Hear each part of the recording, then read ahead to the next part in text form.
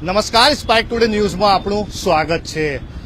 જ્યારે નો પાર્કિંગની અંદર જે વાહનો પાર્ક કરવામાં આવે છે તેવા વાહનોને ટ્રાફિક શાખા દ્વારા ડિટેન કરવામાં આવતી હોય છે, તેમજ તેઓ ટોય કરીને તેઓ ટ્રાફિક પોલીસની ઓફિસે લઈ જતા હોય છે અને મોટો દંડ ફટકારીને તેમના પાસેથી પૈસા લેવામાં આવતા હોય છે। પરંતુ તમે વાત કરીએ સમગ્ર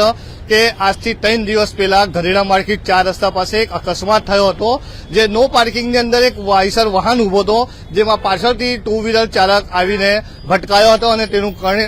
મોત થયું હતું, જેના કારણે અહીંયા જે પાર્ક કરવામાં આવેલી વાહનો છે તે ખસેડી લેવામાં આવી હતી। પરંતુ હવે જ્યારે પરિસ્થિતિ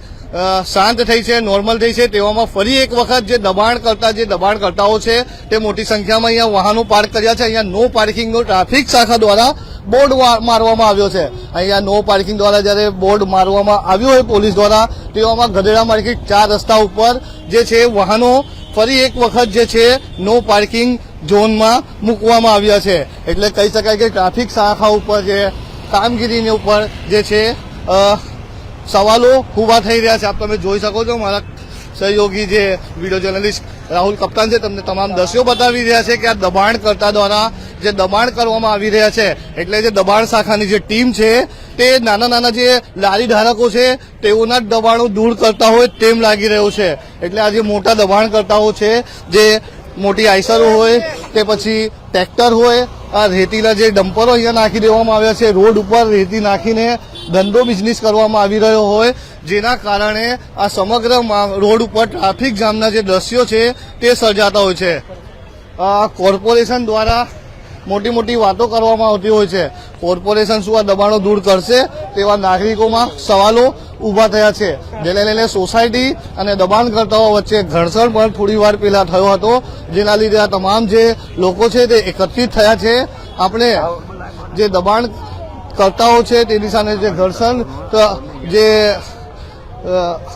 દબાણકર્તાઓ છે તેની સાથે જે ઘર્ષણ થયું હતું તે થોડી વાર પહેલા, અને અમને જ્યારે કોલ આવ્યો અમે અહીંયા સ્થળ પર પહોંચ્યા અને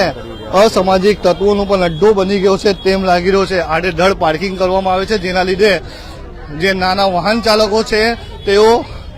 મોતને ભેટતા હોય છે। એટલે થોડા દિવસ, એટલે 2 થી 3 દિવસ પહેલા જ જે 2 વ્હીલ ચાલક છે તે અહીંથી પસાર થઈ રહ્યો હતો અને નો પાર્કિંગ ઝોનમાં મેકેલી આઈસરમાં પાછળથી ભટકાતા તેનું કરુણ મોત થયો હતો। એટલે બીજી વખત આ જે દબાણો થઈ ગયા છે, જેને લઈને ફરી એક વખત કોઈ અકસ્માત સર્જાય અને કોઈનો દીપ બુઝાય તેવા જે તમામ આ દ્રશ્યો છે તે અહીંયા જોવા મળી રહ્યા છે। હાલ ટ્રાફિક જામના અહીંયા દ્રશ્યો જોવા મળી રહ્યા છે। સાથે સાથે જે સોસાયટીના રહીશો છે તે એકત્રિત થયા છે, કારણ કે તેઓને સોસાયટીની બહાર જ્યાં પાર્કિંગ કરવાની જે વ્યવસ્થા આપવામાં આવી નથી, કારણ કે અહીંયા જે દબાણકર્તાઓ છે તેઓએ દબાણ કર્યું છે મોટી સંખ્યામાં। જે તમે જોઈ શકો છો કે અહીંયા આઈસરો હોય કે પછી ટ્રેક્ટર હોય કે પછી રેતી ઈંટો હોય તે રોડ પર રાખીને ધંધો કરવામાં આવી રહ્યો છે। આપણા સાથે એના જે સ્થાનિકો છે તેમનાથી પણ આપણે જે છે વાત કરીશું। શું સમસ્યા છે? આ બધી ગાડીઓ રસ્તામાં પડેલી છે,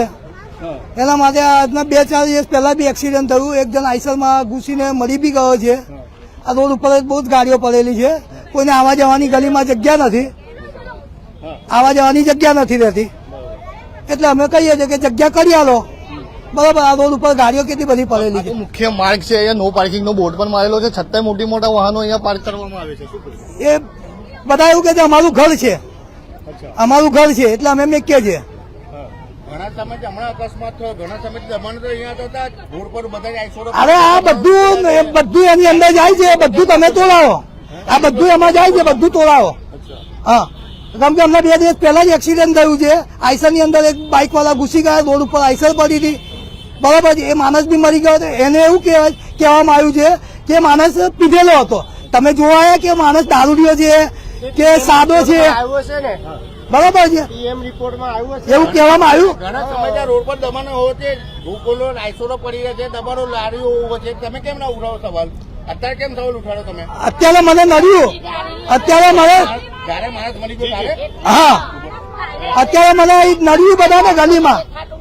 તમે આ બાજુ આવી જાઓ બધા। ગલીની અંદર જવાની કે આવવાની જગ્યા નથી, એના માટે આ વસ્તુ છે।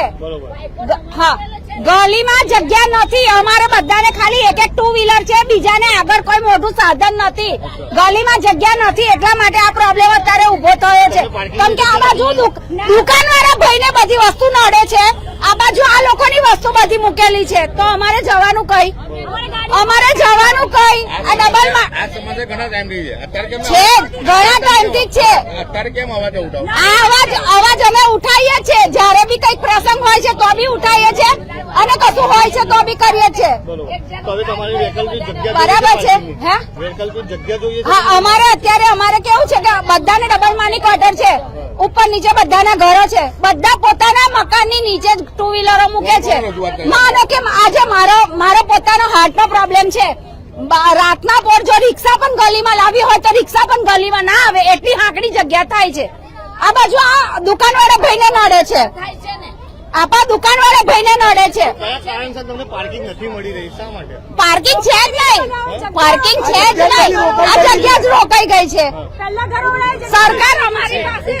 બધા આજુબાજુમાં જે પહેલું ઘર છે એટલે આ જગ્યા અમારી છે તો ગલીવાળા ક્યાં જાય બરાબર તમે લોકો જગ્યા રોકી દી અમારી તો અમે ગલીવાળા પાર્કિંગ ક્યાં કરીએ મોટા મોટા જે મશીનો હા છે, હા સસ્તી પડેલી છે, હા એ લોકો એક જ ઘરવાળાની છે બધી વસ્તુ બાંધકામ ચાલુ છે હા ના વેચે છે ધંધો કરે છે હા કોને કોને રજૂઆત એના કરી? માટે જગ્યા નહીં મળી પાર્કિંગ રજૂઆત કોઈને નથી કરી પણ દર વખતે આ વસ્તુ ચાલુ જ છે અમારે કાઉન્સિલરને તમે રજૂઆત ના અને એવા લફડા દર મહિને દર વખતે જ્યારે બી કઈ પ્રસંગ હોય કઈ ચોમાસું હોય એ ટાઈમ ગમે તે ટાઈમે આ બધી વસ્તુ ચાલુ જ છે આટલી સોસાયટી આખી હા બધા હેરાન થાય છે બધા જ હેરાન થાય છે તો કઈ માથાકૂટ પણ થઈ ગઈ બોલાચાલી પણ થશે આ વસ્તુ કેટલી બધી વાર થાય છે કે તમે હટાવો અને જગ્યા કરો હવે શું માંગ શું છે પ્રશાસનથી અમને જગ્યા કરી આપો અમારે 32 મકાનો છે એક ઘરનું જગ્યા નથી આ બધી 32 મકાનોની પાર્કિંગની જગ્યા કરી આપો બસ લાગે છે મહાનગરપાલિકા દબાણો હટાવશે હા તો હટાવો મહાનગરપાલિકાને કામ હટાવી જ પડે હટાવી જ પડે બધાને મોકો બધાને જ મળવો જોઈએ રહીશ છે આ રોડ ના અંદર બધા પૈસા ભરી રહ્યા છે બધું જ છે તો પછી બધાનો હક તો ખરો જ ને બરાબર છે એટલે અમને અમારો હક મળવો જોઈએ જી બિલકુલ જે દર્શક મિત્રો કહી શકાય છે કે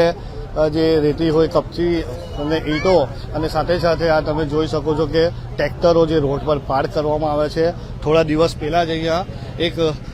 પાર્કિંગમાં એને નો પાર્કિંગ કહી શકાય કે નો પાર્કિંગમાં એક આઈસર ઉભેલો અને પાછળથી જ્યારે એક બાઇક ચાલક ભટકાયો અને તેનું કરુણ મોત નીપજ્યું તેવામાં જ ફરી એક વખત તેવી જ પરિસ્થિતિનું નિર્માણ થયું છે હાલ ફરી એક વખત અહીંયા જે દબાણ કરતા હોય દબાણ કરી દીધું છે રોડ પર રેતી કપચી રાખીને વેચાણ કરવામાં આવ્યું છે જેના લીધે સોસાયટીમાં રહેતા રહીશોને જે કહી શકાય છે કે વૈકલ્પિક જે પાર્કિંગની વ્યવસ્થા નથી મળી જેના કારણે રહીશોમાં રોષ જોવા મળી રહ્યો છે અને મોટી સંખ્યામાં જે સોસાયટીના રહીશો છે ગધેડા માર્કેટ 4 રસ્તા પાસે એકત્રિત થયા છે અને તેઓ હવે માંગ કરી રહ્યા છે કે મહાનગરપાલિકા આના ઉપર કંઈ કાર્યવાહી કરે અને આ તમામ દબાણો છે તે અહીંથી ખસેડવામાં આવે જેનાથી આ લોકોને જે ટુ વ્હીલર હોય કે પછી ઓટો રિક્ષાઓ પાર્ક કરવાની વ્યવસ્થિત જગ્યા થાય પોલીસ દ્વારા તો નો પાર્કિંગનો બોર્ડ મારવામાં આવ્યો છે પરંતુ અહીંયા પાર્કિંગ જેવી પરિસ્થિતિ હતી તેવી જ પરિસ્થિતિ જોવા મળી રહી છે જેના લીધે